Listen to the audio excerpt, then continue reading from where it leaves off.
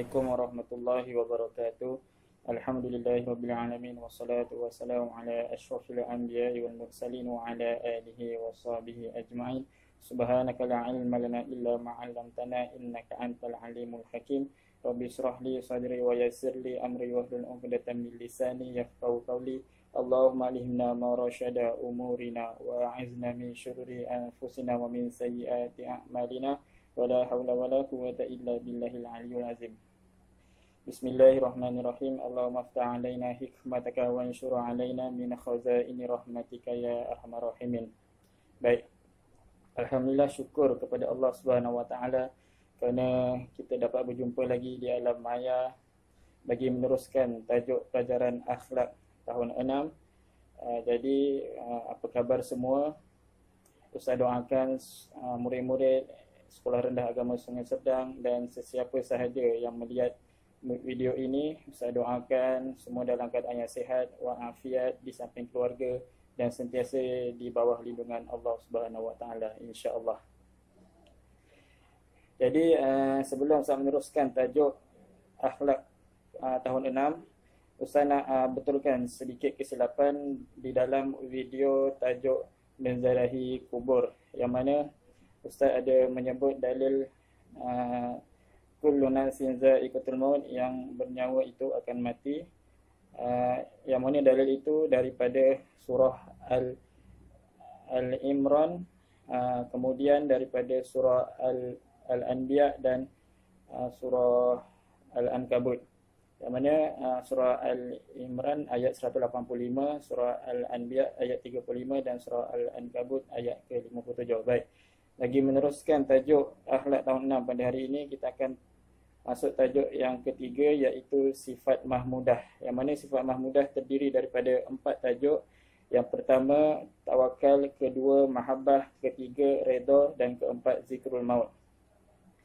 Jadi kita masuk sifat mahmudah yang pertama, iaitu tawakal. Tawakal mengandungi 5 tajuk kecil. Yang pertama maksud tawakal, yang kedua dalil tawakal, ketiga ciri-ciri tawakal, keempat fadilat bersifat tawakal, kelima akibat tidak bersifat tawakal. Terus kepada tajuk kecil yang pertama. Baik, sebelum itu apakah tujuan untuk kita bersifat tawakal ini? Kalau rujuk dalam buku teks muka surat 16, yang pertama tujuannya ialah bertawakal kepada Allah Subhanahu wa taala supaya terhindar daripada musibah. Yang kedua, serahkan kepada Allah Subhanahu wa taala setelah berusaha disertai dengan doa. Dan tujuan tawakal yang ketiga ialah setelah bertawakal kepada Allah setelah berusaha dan berikhtiar. Jadi tajuk kecil yang pertama, iaitu apakah pengertian tawakal itu? Boleh rujuk dalam buku teks tahun 6 muka surat 18. Tawakal ialah berserah diri kepada Allah Subhanahu wa taala setelah berusaha, berikhtiar dan berdoa serta meyakini Allah yang menentukan sesuatu. Baik, kita ulang sama-sama insya-Allah. Pengertian tawakal ialah berserah diri kepada Allah Subhanahu wa taala setelah berusaha, berikhtiar dan berdoa serta meyakini Allah yang menentukan sesuatu. Terus kepada tajuk yang ketiga, buku teks muka surat 19, iaitu tajuk kecil yang kedua, iaitu dalil tawakal, daripada surah Al-Imran ayat 159. A'udzubillahi minasyaitonirrajim. Fa idza azamta fatawakkal 'alallah innallaha yuhibbul mutawakkilin. Insya-Allah kita ulang lagi sekali. Fa idza azamta fatawakkal 'alallah innallaha yuhibbul mutawakkilin. Maksudnya, maka apabila engkau telah berazam, maka bertawakallah kepada Allah, sesungguhnya Allah menyukai orang yang bertawakal.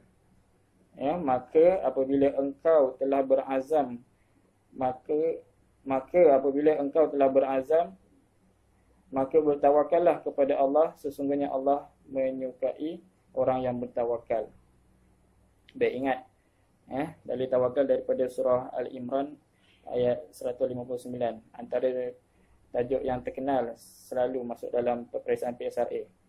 Jadi tajuk yang ketiga ialah ciri-ciri tawakal. Bagaimana kita nak tahu yang seseorang itu ada sifat tawakal dalam diri? Ada 4 ciri sifat tawakal di dalam buku teks muka surat 20. Ciri yang pertama, bersungguh-sungguh dalam melakukan pekerjaan. Setiap apa yang dia lakukan, dia akan bersungguh-sungguh lakukan dengan betul-betul untuk kerana semata-mata kerana Allah Subhanahu Wa Taala. Yang kedua, berserah kepada Allah Subhanahu Wa Taala. Segala perkara amalan yang dilakukan, dia hanya berserah kepada Allah apa pun yang akan berlaku. Yang ketiga, mensyukuri segala apa yang diperoleh. Mensyukuri segala apa yang diperoleh. Ya, ada 2 perkara yang kita boleh tunjukkan kewajiban sifat syukur itu. Yang pertama, dengan mengucapkan alhamdulillah. Yang kedua, memperbanyakkan amalan ibadat kepada Allah Subhanahu Wa Taala. Ciri tawakal yang keempat ialah tidak mudah putus asa. Segala perkara yang dilakukan, dia akan bersungguh-sungguh walau apa pun halangan yang datang. Jadi kamu boleh pilih 3 yang mudah saja untuk kamu ingat dan boleh ditulis dan diterjemahkan dalam peperiksaan nanti. Seterusnya tajuk kecil yang keempat, fadilat tawakal. Dalam buku teks muka surat 21, yang mana ada 5 fadilat tawakal. Kita ingat balik apakah maksud fadilat. Fadilat ni apakah kesan ataupun apakah kebaikan yang kita akan dapat apabila melakukan perkara yang baik. Jadi fadilat tawakal yang pertama, mendapat rahmat Allah Subhanahu Wa Taala. Rahmat ni ialah kebaikan daripada Allah Subhanahu Wa Taala kepada manusia. Contohnya kesihatan tubuh badan, minda yang cerdas, jiwa yang bersih, dan segala nikmat yang Allah beri kepada kita yang tidak terkira. Banyak sangat nikmat. Itulah rahmat Allah. Fadilat yang kedua ialah apabila kita bersifat tawakal, Allah akan kurniakan pahala pada kita. Yang ketiga, mempunyai jati diri. Jati diri. Jati diri ni ialah kekuatan ataupun semangat dalam diri, keyakinan yang mana akan mewujudkan sifat-sifat akhlak-akhlak yang baik dalam diri itu. Fadilat yang keempat, tidak lain tidak bukan apabila kita bersifat tawakal, dikasihi oleh Allah dan Rasulullah. Dan yang kelima, mendapat ketenangan jiwa. Tenang di jiwa ni, tenang di hati ni bila kita bersifat tawakal. Seterusnya tajuk kecil yang kelima, iaitu akibat tidak bersifat tawakal. Ada 5 akibat apabila tidak bersifat tawakal. Yang pertama, jauh dari rahmat Allah Subhanahu Wa Taala. Kita tidak dapat kebaikan daripada Allah. Yang kedua, berdosa bila kita tidak bersifat tawakal. Ketiga, mudah berputus asa. Tadi kalau orang yang bersifat tawakal ni, dia bersungguh-sungguh dalam melakukan pekerjaan. Jadi orang yang tidak ada sifat tawakal ni, dia mudah putus asa apabila melakukan sesuatu perkara. Akibat tidak bersifat tawakal yang keempat, jiwa resah gelisah. Dan kelima, dimurkai Allah Subhanahu Wa Taala. Allah tak suka pada orang yang tidak bersifat tawakal. Jadi sebelum Ustaz mengakhiri tajuk tawakal pada hari ini, tahukah anda kepada Allah Subhanahu Wa Taala sahaja orang mukmin, orang yang beriman itu bertawakal.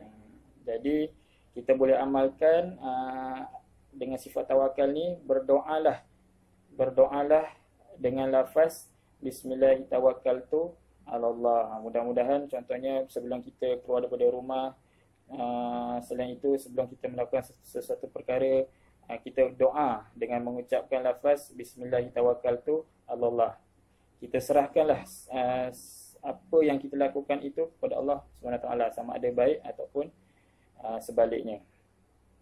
Jadi setakat ini saja untuk video tajuk sifat tawakal. InsyaAllah kita akan berjumpa lagi di video seterusnya. Assalamualaikum warahmatullahi wabarakatuh.